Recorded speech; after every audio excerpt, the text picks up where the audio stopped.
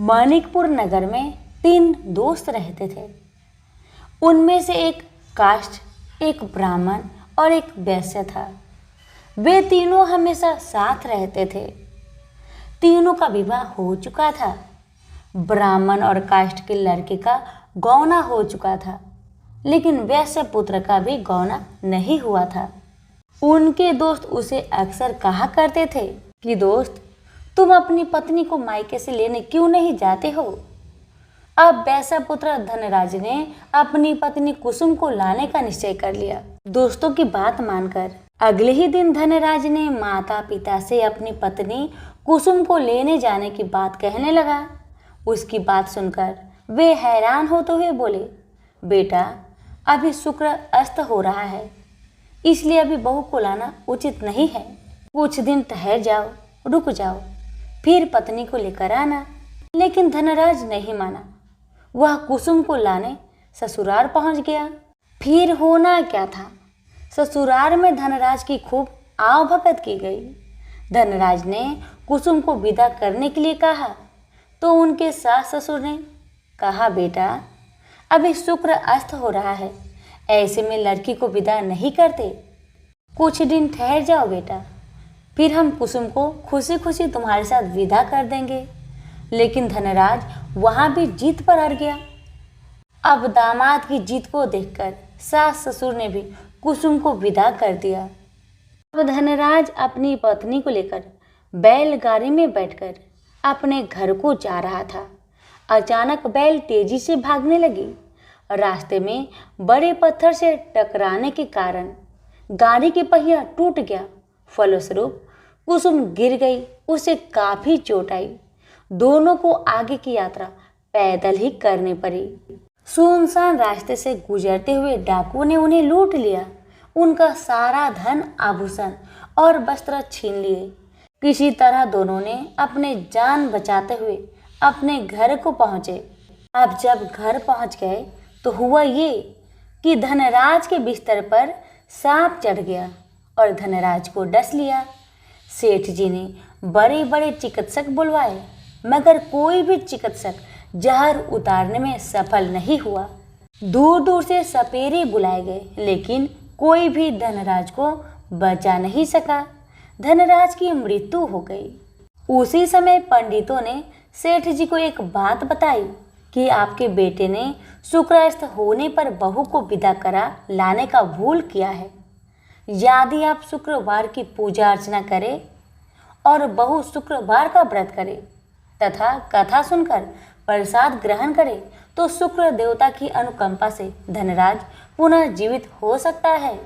सेठ जी ने पंडितों की बात मानकर अपने मृत बेटे और बहू को वापस उसके ससुराल भेज दिया। कुसुम ने अपने घर में पहुंचकर अपने माता पिता को सारी कहानी बताई तो माता पिता ने कहा, बेटा, तुम चिंता मत करो, तुम शुक्रवार का व्रत श्रद्धा भक्ति के साथ करो, तुम्हारा पति जरूर ठीक होगा, भगवान पर भरोसा रखो। कुसुम ने अपने पति के लिए शुक्रवार का व्रत और पूजा पाठ किया। उनसे अपने पति की गलती के लिए क्षमा याचना मांगी। फलस्वरूप धनराज जीवित हो उठा। धनराज के जीवित हो जाने से घर में खुशियां ही खुशियां भर गई। तभी शुक्रदेव के जय जयकार करने लगे। उधर धनराज के माता पिता ने जब बेटे का जीवित होने का समाचार सुना तो उन्होंने भी शुक्रवार का व्रत किया और गरीबों को अन्न, वस्त्र और धन का दान किया। शुक्र उदय होने पर धनराज अपनी पत्नी कुसुम के साथ घर लौट आया। दोनों पति पत्नी शुक्रवार का अब विधिवत व्रत करने लगे। शुक्र भगवान की कृपा से उनके घर में धन्य धान्य की वर्षा होने लगी। उनके सभी कष्ट दूर होते चले गए। परिवार में सभी आनंद पूर्वक रहने लगे। जो भी भक्त श्रद्धा पूर्वक शुक्र देव की व्रत करते हैं, इनकी कथा का प्रेम पूर्वक श्रवण करते हैं, उनकी सभी कष्ट दूर हो जाती है और उनके घर में अन्न धन के भंडार भर जाते हैं। तो सभी प्रेम से बोलिए शुक्र देव की जय। एक समय की बात है। काशी निवासी धनंजय की पत्नी का नाम सुलक्षणा था। उसे अन्य सब सुख प्राप्त थे, केवल निर्धनता ही उसके दुख का एकमात्र कारण थी। यह दुख उसे हर समय सताता रहता था। एक दिन सुलक्षणा पति से बोली, स्वामी, आप कुछ उद्यम करो तो काम चले। इस प्रकार कब तक काम चलेगा? सुलक्षणा की बात धनंजय के मन में बैठ गई और वह उसी दिन विश्वनाथ शंकर जी को प्रसन्न करने के लिए बैठ गया और कहने लगा, हे देवाधिदेव विश्वेश्वर, मुझे पूजा पाठ कुछ नहीं आता है, केवल आपके भरोसे बैठा हूँ। इतनी विनती करके वह 2-3 दिन भूखा प्यासा बैठा रहा। यह देखकर भगवान शंकर ने उसके कान में अन्नपूर्णा अन्नपूर्णा अन्नपूर्णा इस प्रकार 3 बार कहा। यह कौन क्या कह गया? इसी सोच में धनंजय पड़ गया कि मंदिर से आते ब्राह्मणों को देखकर पूछने लगा, पंडित जी, अन्नपूर्णा कौन है? ब्राह्मणों ने कहा, तू अन्न छोड़कर बैठा है, सो तुझे अन्न की बात सूझती है, जा घर जाकर अन्न ग्रहण कर। धनंजय घर गया, स्त्री से सारी बात कही।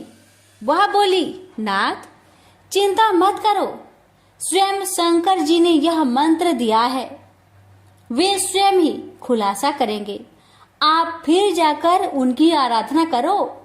धनंजय फिर जैसा कि तैसा पूजा में बैठ गया।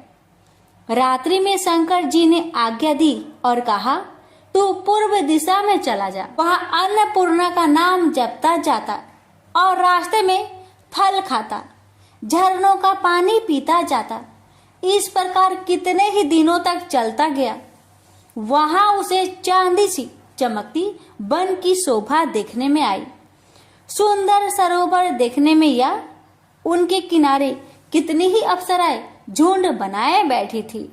एक कथा सुनाती और सब मिलकर माँ अन्नपूर्णा इस प्रकार बार बार कहती थी। यह अगहन मास की उजेली रात्रि थी और आज से ही व्रत का प्रारंभ था। जिस शब्द की खोज करने वह निकला था वह उसे वहां सुनने को मिला। धनंजय ने उसके पास जाकर पूछा, हे देवियों, आप यहाँ क्या करती हो? उन सब ने कहा, हम माँ अन्नपूर्णा का व्रत करती हैं। धनंजय ने पूछा, व्रत पूजा करने से क्या होता है? यह किसी ने किया भी है? इसे कब किया जाए? कैसा व्रत है और कैसी विधि है? मुझसे भी विस्तार से बताओ। वे कहने लगी, इस व्रत को सब कोई कर सकते हैं। 21 दिन तक के लिए 21 गांठ का सूत लेना चाहिए। 21 दिन यानी न बने तो एक दिन उपवास करे, या भी ना बने तो केवल कथा सुनकर प्रसाद ले।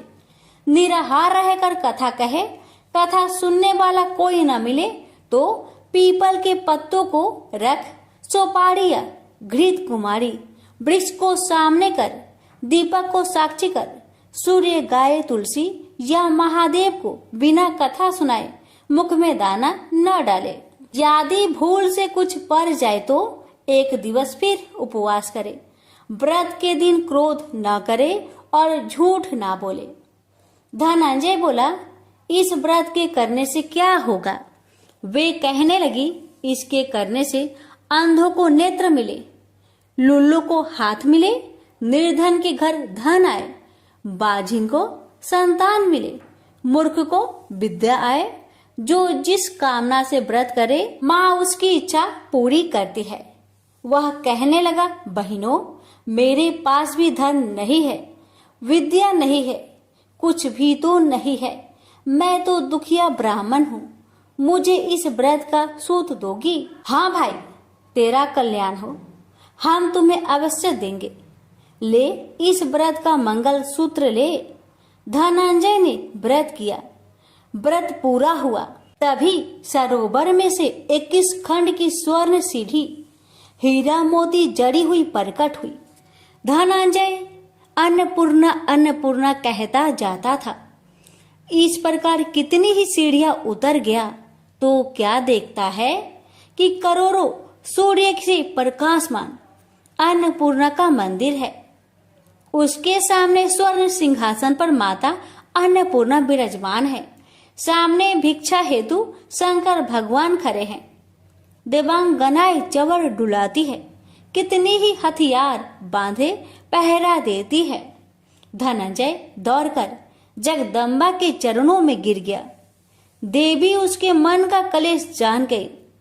धनंजय कहने लगा, माता आप तो अंतर्यामी हो, आपको अपनी दशा क्या बताऊं। माता बोली, मेरा व्रत किया है, जा संसार तेरा सत्कार करेगा। माता ने धनंजय की जिह्वा पर बीज मंत्र लिख दिया। अब तो उसके रोम रोम में विद्या प्रकट हो गई। इतने में क्या देखता है कि वह काशी विश्वनाथ के मंदिर में खड़ा है। माँ का वरदान ले धनंजय घर आया। सुलक्षणा से सब बात कही। माता जी की कृपा से उसके घर में संपत्ति उमड़ने लगी। छोटा सा घर बहुत बड़ा गिना जाने लगा। जैसे शहद के छत्तों में मक्खियां जमा होती है, उसी प्रकार अनेक सगे संबंधी आकर उसकी बड़ाई करने लगे। कहने लगे, इतना धन और इतना बड़ा घर, सुंदर संतान नहीं हो तो इस कमाई का कौन भोग करेगा। सुलक्षणा से संतान नहीं है, इसलिए तुम दूसरा विवाह करो। अनिच्छा होते हुए भी धनंजय को दूसरा विवाह करना पड़ा और सुलक्षणा को सौत का दुख उठाना पड़ा। इस प्रकार दिन बीतते गए और अगहन मास आया। नए बंधन से बंधे पति से सुलक्षणा ने कहलाया कि हम व्रत के प्रभाव से सुखी हुए हैं, इस कारण यह व्रत छोड़ना नहीं चाहिए। यह माता जी का प्रताप है जो हम इतने संपन्न और सुखी हैं। सुलक्षणा की बात सुन धनंजय उसके यहाँ आया और व्रत में बैठ गया। नई बहू को इस व्रत की खबर नहीं थी। वह धनंजय की आने की राह देख रही थी। दिन बीतते गए और व्रत पूर्ण होने में 3 दिवस बाकी थे कि नई बहू को खबर पड़ी। उसके मन में ईर्ष्या की ज्वाला दहकने लगी थी। सुलक्षणा के घर आ पहुंची और उसने वहां भगदड़ मचा दी। वह धनंजय को अपने साथ ले गई। नए घर में धनंजय को थोड़ी देर के लिए निंद्रा ने आ दबाया। इसी समय नई बहू ने उसका व्रत का सूत तोड़कर आग में फेंक दिया। अब तो माता जी का कोप जाग गया। घर में अकस्मात आग लग गई। सब कुछ जलकर खाक हो गया। सुलक्षणा जान गई और पति को फिर अपने घर ले आई। नई बहू रूठकर माता पिता के घर जा बैठी। पति को परमेश्वर मानने वाली सुलक्षणा बोली, नाथ घबराना नहीं, माता जी की कृपा अलौकिक है। पुत्र कुपुत्र हो जाता है पर माता कुमाता नहीं होती। अब आप श्रद्धा और भक्ति से आराधना शुरू करो, वे जरूर हमारा कल्याण करेगी। धनंजय फिर माता के पीछे पड़ गया। फिर वही सरोवर सीढ़ी प्रकट हुई। उसमें माँ अन्नपूर्णा कहकर वह उतर गया। वहां जा माता जी के चरणों में रुदन करने लगा। माता प्रसन्न होकर बोली, यह मेरी स्वर्ण की मूर्ति ले, उसकी पूजा करना, तू फिर सुखी हो जाएगा। जा, तुझे मेरा आशीर्वाद है। तेरी स्त्री सुलक्षणा ने श्रद्धा से मेरा व्रत किया है, उसे मैंने पुत्र दिया है। धनंजय ने आंखें खोली तो खुद को काशी विश्वनाथ के मंदिर में खड़ा पाया। वहां से फिर उसी प्रकार घर को आया। धर सुलक्षणा के दिन चढ़े और महीने पूरे होते ही पुत्र का जन्म हुआ। गांव में आश्चर्य की लहर दौड़ गई। इस प्रकार उसी गांव के निसंतान सेठ के पुत्र होने पर उसने माता अन्नपूर्णा का मंदिर बनवा दिया। उसमें माता जी धूमधाम से पधारी, यज्ञ किया और धनंजय को मंदिर के आचार्य का पद दे दिया।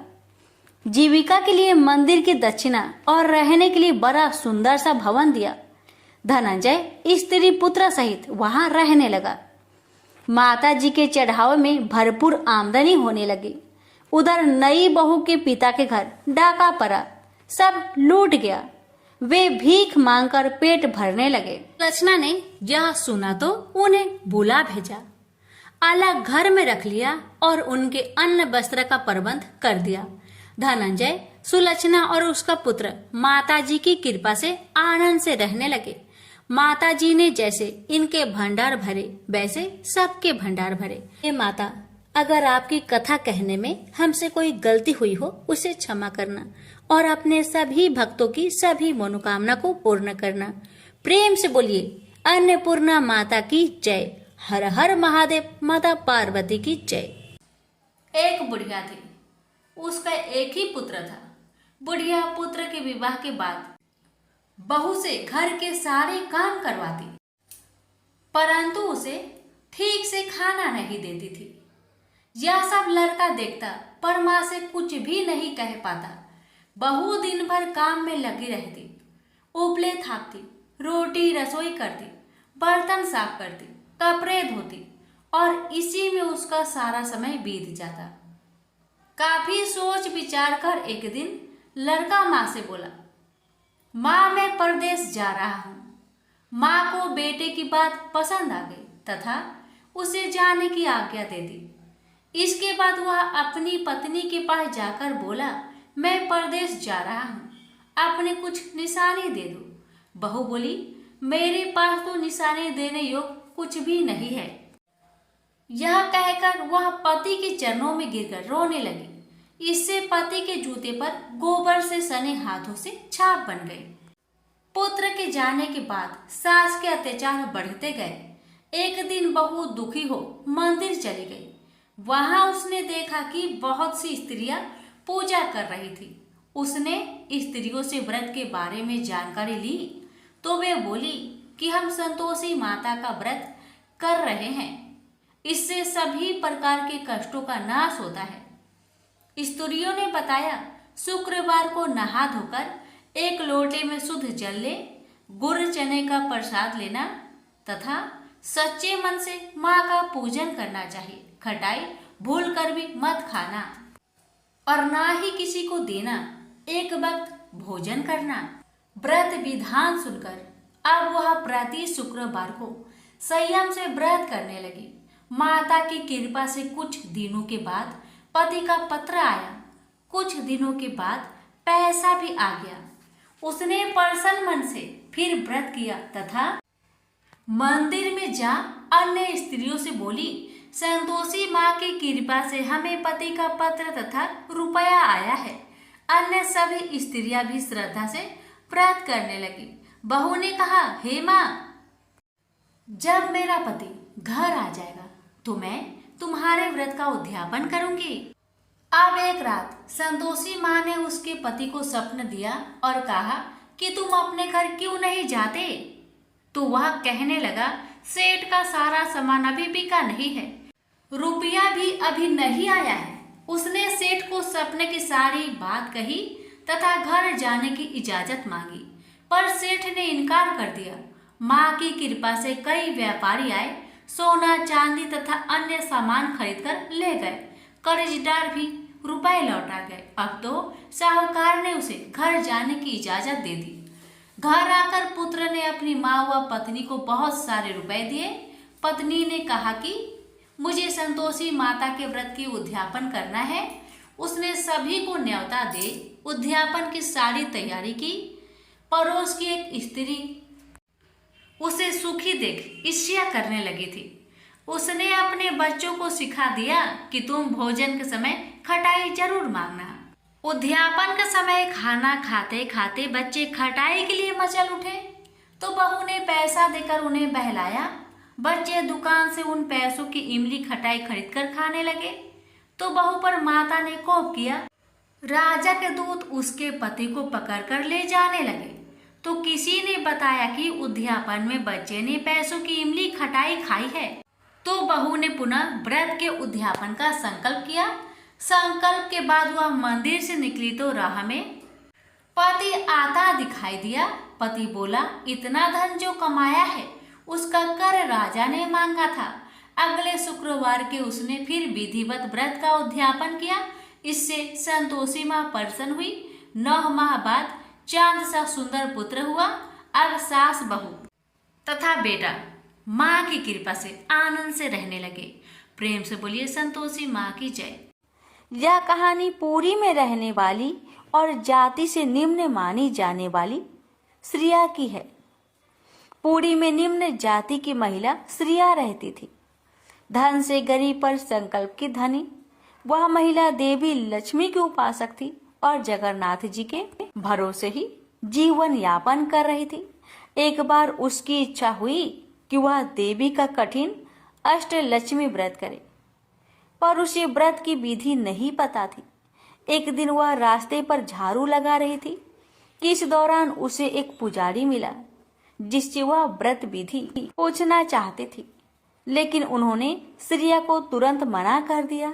इस तरह श्रिया जहाँ भी व्रत विधि पूछती थी, लोग उसे दुत्कार देते थे।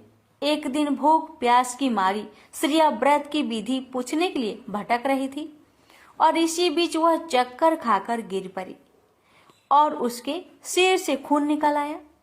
अपने भक्त की सच्ची श्रद्धा और दुख देखकर जगन्नाथ इतने दुखी हुए कि उनकी भी प्रतिमा से खून निकल आया। पंडे पुजारियों और सेवायतों ने यह देखा तो घबरा गए और पुरी में हड़कंप मच गया। ये बात राजा तक भी पहुंची तो वह समझ गया कि जरूर कहीं घोर पाप हुआ है और भगवान श्री मंदिर छोड़कर चले गए हैं। ऐसे में राजा ने तुरंत सिंहासन त्याग दिया और उस पाप की खोज में चल पड़ा, जिसके कारण श्री मंदिर से भगवान चले गए। उधर भगवान के आदेश पर नारद मुनि ने संत का भेष बनाया और श्रिया के घर उसे व्रत विधि समझाने पहुंचे। उन्होंने कहा कि भक्ति सच्ची हो तो किसी कठिन व्रत की जरूरत नहीं होती। तुम सच्चे मन से भजन करो, आसपास को साफ रखो, घर को लीप बुहार कर सुंदर बना लो, सबसे प्रेम से बोलो। जो ऐसा करता है देवी लक्ष्मी उस पर प्रसन्न रहती है। फिर तो तुम केवल दिन भर व्रत रखकर शाम को खीर बनाकर उन्हें भोग लगाओ, आरती करो और प्रसाद बांटो। देवी तुम्हारे घर चलकर आएंगी। श्रिया ने ऐसा ही किया। शाम को वह जब आरती कर रही थी तो एक महिला घूंघट की हुई आई। लोगों की भीड़ के बीच उसने श्रिया को प्रसाद चढ़ाने के लिए एक पोटली दी। श्रिया ने उस महिला को खीर का प्रसाद दिया। खीर खाने के दौरान महिला के चेहरे से घूंघट हट गया और जब श्रिया की नजरें उस पर पड़ी तो वह सुध बुध खो बैठी। श्रिया को जब सुधि आई तब तक सभी लोग जा चुके थे। उसने महिला द्वारा दी गई पोटली खोलकर देखी तो उसमें रत्न, हीरे, सोना, चांदी निकले। श्रिया समझ गई कि माँ लक्ष्मी ने उस पर कृपा कर दी है, लेकिन भगवान जगन्नाथ को तो अभी ये खेल कुछ और लंबा खेलना था। अब जब देवी लक्ष्मी श्रिया के घर से लौटी और श्री मंदिर में प्रवेश करने लगी तो बलभद्र नाराज हो गए। उन्होंने कहा कि लक्ष्मी ने एक छोटी जाति वाली के घर जाकर श्री मंदिर का अपमान किया है। उसने वहां का प्रसाद भी खाया और अब वह प्रसाद हमें खिलाकर हमें भी भ्रष्ट करना चाहती है। बलभद्र ने जगन्नाथ जी को आदेश दिया कि लक्ष्मी से रत्न भंडार की चाबी ले ले और उन्हें श्री मंदिर से निकाल दिया जाए।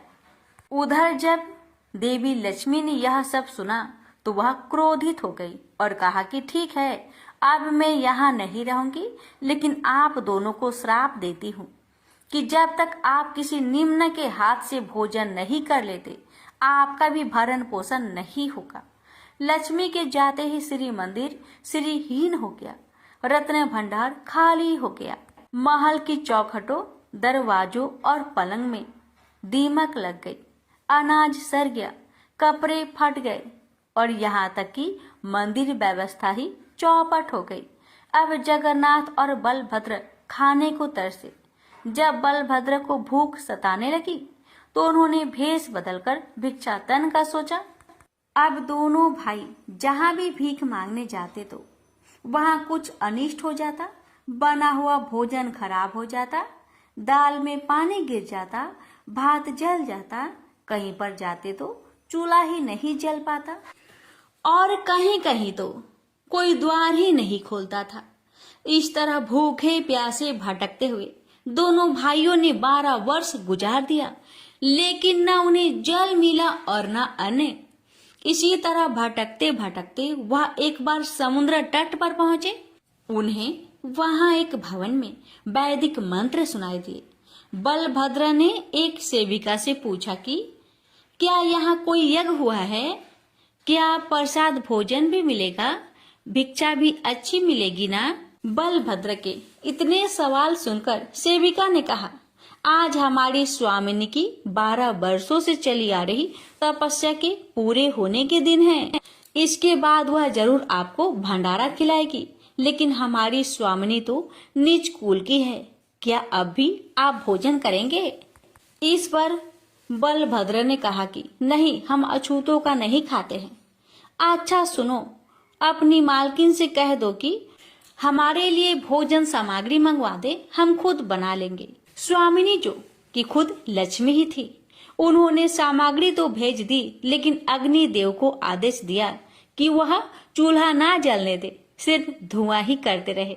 अब बलभद्र जो कि सोच के बैठे थे कि आग जलाएंगे, खिचड़ी बनाएंगे और गरम गरम खाएंगे, वहां चूल्हा न जल पाने से इतना झल लाए कि चूल्हा मटकी सभी कुछ फोड़ दिए और जगन्नाथ जी से कहा, जगन, भोजन में क्या छोटा क्या बड़ा, मैं तो कहता हूँ कि भोजन कर ही लेते हैं, ऐसे तो मैं भूखा ही मर जाऊंगा।